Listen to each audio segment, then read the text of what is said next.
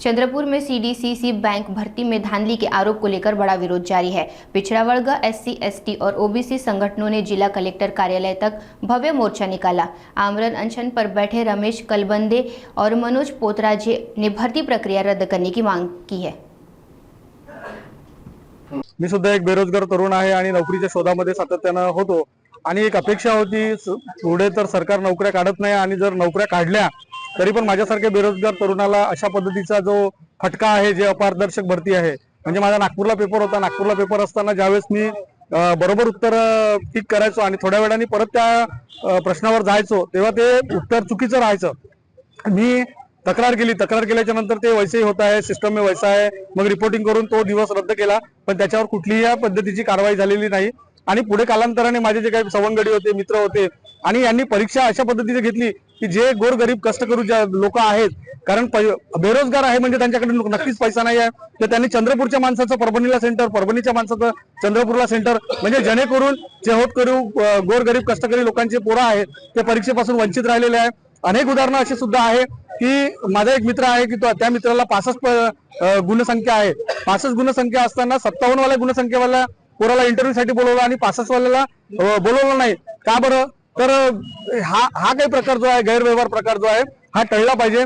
Doctor Babasaheb आंबेडकरांनी संविधानामध्ये आमच्या नोकरीसाठी एससी, एसटी, ओबीसी आरक्षण एक तरतूद केलेली आहे, पण ते आरक्षण संपवण्याचा कुठेतरी हा डाव आहे।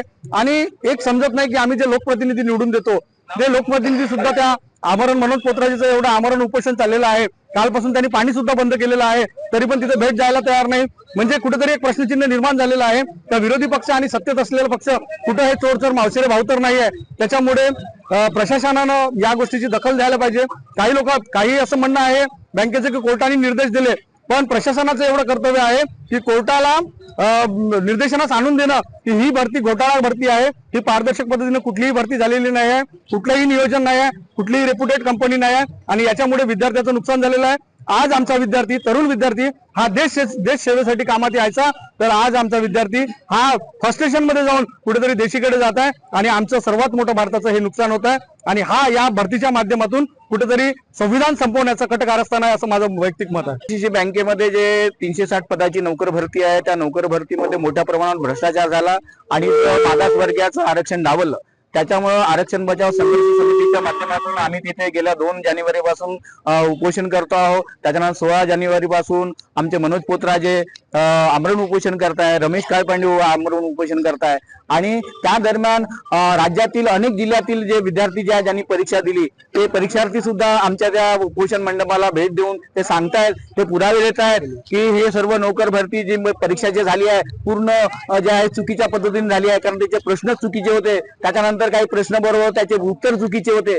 म्हणजे एकूणच जे आहे परीक्षेमध्ये सुद्धा मोठा घोटाळा झालेला आहे आणि कुठल्याही प्रकारची जे आहे ते कंपनीची साईट ओपन होत नाही आहे, त्यातला ईमेल ओपन होत नाहीये, त्याच्यामध्ये हेल्पलाईन नंबर बंद आहे। आणि या सगळ्या गोष्टी जर बघितल्या, सीडीसीसी बँकेचे जे संचालक आहेत तिथले संतोष राऊत अध्यक्ष आहे, या सगळ्या लोकांनी हजारो कोटी रुपये घेऊन जे आहे एक प्रकारे श्रीमंतांच्या मुलांना नोकरी देण्याचं काम केलेलं आहे आणि गरीब होतकरू मुलं जे अभ्यास करतात दिवस रात्र त्या मुलांना डावलण्याचा प्रयत्न केलेला आहे। म्हणून आरक्षण बचाव संघर्ष कृती समितीच्या माध्यमातून हे आरक्षणाची जी लढाई आहे हे अधिक आम्ही तीव्र करणार आहोत।